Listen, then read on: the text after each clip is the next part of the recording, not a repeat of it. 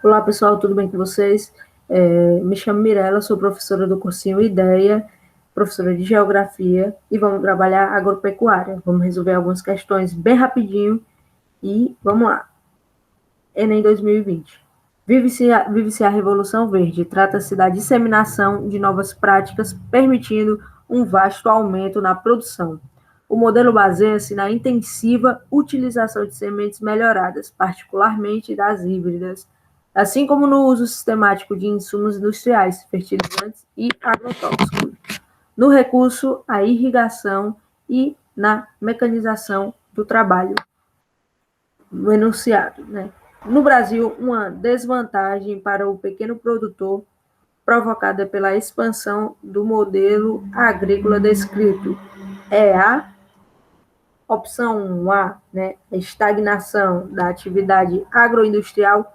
Pelo contrário, né, isso vem ajudar, né, a intensificar cada vez mais os processos, principalmente para o agronegócio. B, diminuição da lavoura monocultora. De forma alguma, isso vem para intensificar cada vez mais, né, o aumento, né, das monoculturas. C, restrição do controle de pragas. Com certeza não, né? A ideia como é produzir mais, né? Então, é interessante que se combata, né, essas pragas, na verdade. Essas, digamos assim, né, pragas, né, que eles consideram como pragas. D, elevação do custo de cultivo. Opção correta. Por quê? Em geral, né, quem vai ter acesso às diversas novidades tecnológicas é o grande produtor, é o agronegócio. O pequeno produtor, dificilmente ele vai ter capital para conseguir acessar essas, digamos assim, tecnologias. Então, é onde vai ser muito prejudicial, né, para o pequeno produtor. Digamos assim, é uma competição entre aspas, muito injusta, extremamente injusta, né? Se for colocar assim, né? Os sistemas agropecuários. Bom, existe o sistema extensivo e intensivo. O extensivo ele é muito característica do produtor familiar, do camponês, né? A mão de obra pouco qualificada, técnicas antigas, né, rudimentares, baixa produtividade, baixo aproveitamento da terra, rotação de culturas, né, que é ter uma diversidade, né, de culturas, diversidade de plantações, o gado criado solto, enfim. Já o intensivo é a mão de obra qualificada, técnica moderna, né? Por exemplo, a técnica de calagem que foi aplicada ali no Cerrado, alta produtividade, intenso uso de tecnologia, alto aproveitamento, nada de terras ociosas, né? Sempre tem que estar produzindo. A existência de estábulo, ou seja, o gado não é criado solto e é pensado tudo na exportação, né? Pensado para exportar, né? O agronegócio. Enquanto o pequeno produtor, né? Ele abastece, é o principal, né? Que pelo menos nos alimenta, né? O alimento brasileiro. Próxima questão. O Cântico da Terra, nem 2000, opa, tá errado ali, 2021 nem aconteceu ainda. Enfim, o Cântico da Terra. Eu sou a terra, eu sou a vida, a ti, ó lavrador. Tudo quanto é meu, teu arado, tua foice, teu machado, o berço pequenino de teu filho, o algodão de tua veste e o pão de tua casa. E um dia, bem distante, a mim tu voltarás. E no canteiro materno de seu seio tranquilo dormirás. Plantemos a roça, lavremos a gleba. Como vocês podem perceber, eu sou péssima para, digamos assim, recitar corretamente, né? Esses tipos de texto. Enfim, no contexto o que o enunciado quer de nós, né? No contexto das distintas formas de apropriação da terra, o poema de Cora coralina valoriza a relação entre, opção A, grileiros e controle territorial, opção B, meeiros e divisão do trabalho, C, camponeses e uso da natureza, D, indígenas e manejo agroecológico, E, latifundiários e fertilização do solo. Gente, né, se você for analisar o texto, né, como ele se apresenta, né, você vê que tem uma relação de sentimento, né, de sentimento com a terra. É algo sentimental, né, algo que nos passa, digamos assim, uma relação muito íntima, né, com, com o trabalho, né, na terra. Então, o que vai mais se adequar, né, o que vai se adequar assim, né, o que faria mais sentido, né, que descrevesse nesse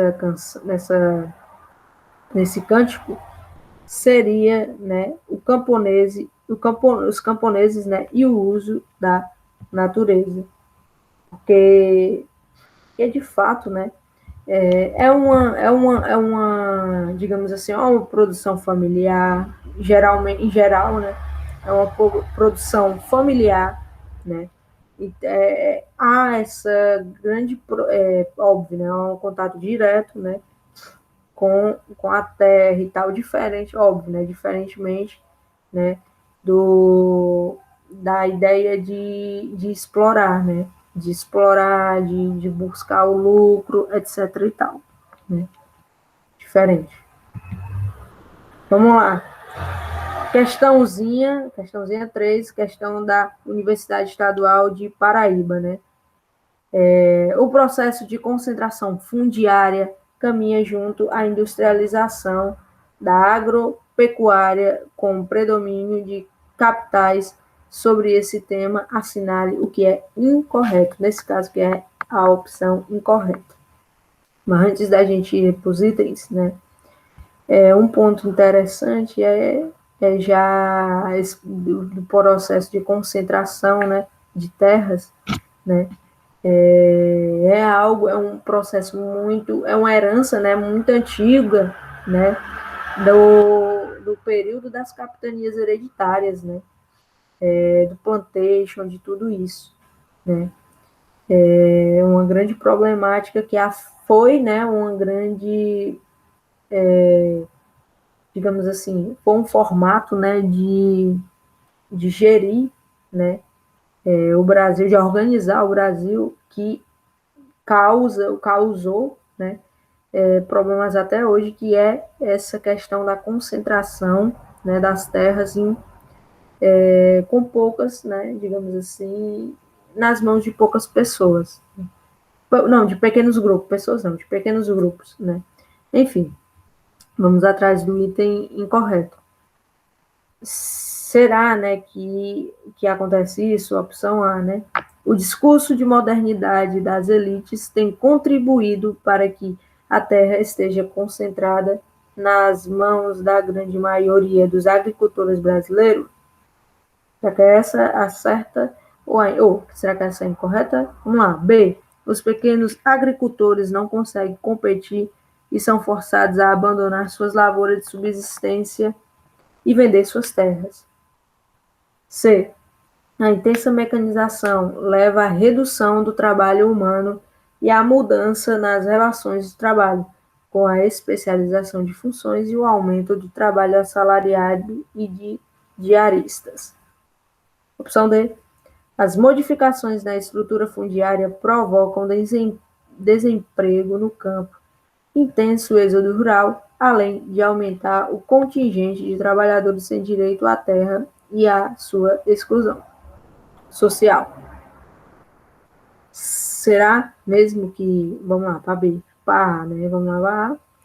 Será mesmo que o discurso das elites, né, contribui, né? Será que é interessante para a elite? Será que é interessante para esses pequenos grupos que dominam, né, fazer um discurso, né, apresentar, né, um discurso que beneficie a maioria, né? De forma alguma, né?